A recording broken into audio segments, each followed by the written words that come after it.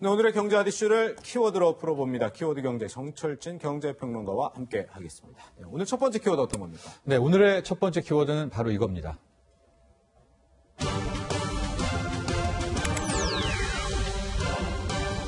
삼성전자 주주총회 얘기가 아니고 증시 얘기겠죠? 네, 그렇습니다. 네네. 지금 연일 주가 하락, 급락, 폭락이 계속되고 있습니다. 네네. 우리뿐만이 아니라 전 세계 증시가 그야말로 요동을 치고 있는데요. 네. 오늘 굳이 삼성전자를 이제 키워드로 꼽은 것은 네. 기업에 대한 이야기보다도 현재 주식시장의 마지막 남은 어떤 지킴이, 마지막 남은 보루가 현재 삼성전자라고 볼 수가 있겠고요. 네네. 지금 수급 상태를 봐도 삼성전자의 모든 어떤 크게 보면 전투가 붙어 있습니다. 네. 외국인들은 이제 다 팔다가 마지막 남은 이제 크게 팔 것이 삼성전자와 SK 하이닉스고요. 네네. 여기 집중적으로 매도세를 가하고 있고 이것을 실은 우리 국내 개인들이 방어를 하고 있는 그런 형국입니다. 네. 오늘은 이제 기관도 좀 들어왔고요.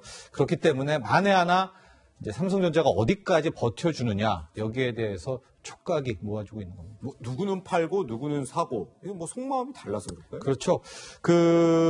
현재 코로나 발발 이후 전체 외국인들은 한 15조 이상 팔았고요. 아, 그래요? 그 중에서도 역시 시가총액대로 이 삼성전자의 매도세가 집중이 돼 있거든요. 네. 그 중에 절반 이상은 삼성전자, 또 나머지 중에 절반은 하이닉스인데 네. 저 6조 원 정도의 순마들 지난달 17일부터 팔았던 돈을 지금 보시면 개인들이 다 받아내고 있는데요.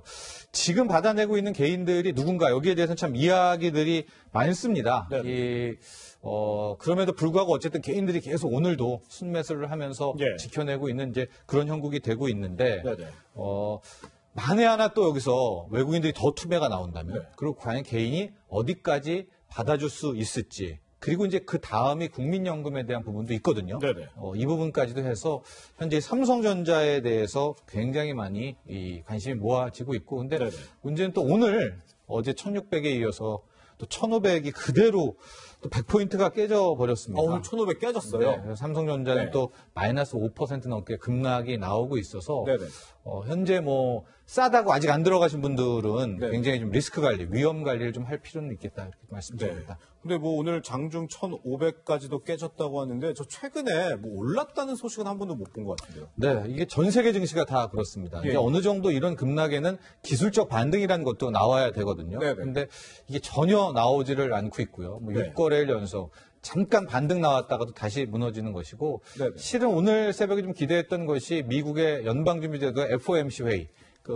금리 결정하는 이런 회의 아니겠습니까? 근데 네. 또 긴급적으로 취소를 했어요. 그러니까 네. FOMC 회의도 특별히 할 말은 없죠. 제로금리에다 양쪽 완화까지 다 얘기했으니까. 네네. 아마도 여기서 이제 변곡이 나오려면 트럼프 대통령이 신청했던 1조 달러의 그 재정 정책이 의회를 빠르게 통과했다든지 네. 이런 조금은 긍정적인 뉴스들 내지는 코로나19에 대한 치료제에 대한 어떤 구체적인 뉴스들 이런 것들이 바닥을 알리는 신호가 아닐까. 그런 것이지 네네. 여기 빠졌으니까 바닥이고 이제 여기서부터는 오르고 여기는 굉장히 좀 이제 섣부른 그런 판단이고요. 네네. 또 하나 문제가 지금 환율입니다. 환율이요? 원달러 환율이 지금 1280원 선. 이게 1300원을 또 깨고 넘어가면 여기서부터는 또 굉장히 공포로 다가오게 되거든요. 네. 그래서 외환 당국도 아마 이런저런 이제 개입을 할 타이밍이 되지 않았나 보고 있는데 네. 이 환율 부분도 함께 투자하시는 분들은 꼭 지켜보시기 바랍니다. 네.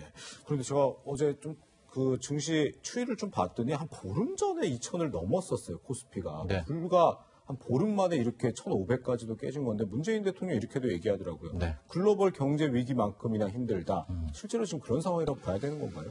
충격은 그 이상이라고 볼 수 있겠습니다. 그래요? 글로벌 금융위기는 지금 와서 돌아보면 금융위기잖아요. 네네. 예, 미국 부동산에서 시작해서 부동산과 연계된 금융 파생 상품이 부실이 터지면서 네. 그 끝이 어딘지 몰라서 그게 공포스러웠고 충격이었는데 그때를 돌아보면 막상 실물 경제의 타격은 그리 크지 않았거든요. 네. 그런데 이제 2009년, 10년에 실물 경제가 무너지려고 할 때 양적 완화를 통해서 이걸 이제 막아내는 그런 상황인데 네네. 지금 코로나19는 주식도 진짜 불과 2주 만에 25%, 30%가 폭락하면서 네네. 동시에 지금 항공산업, 숙박, 서비스, 소상공인들이 함께 실물 경제가 무너지고 있어서 네네.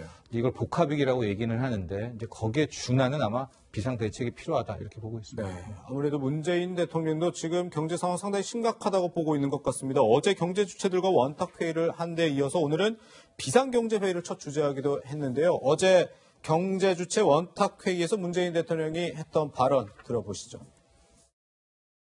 코로나19는 수요와 공급의 동시 충격, 실물과 금융의 복합위기를 이야기하고 있습니다.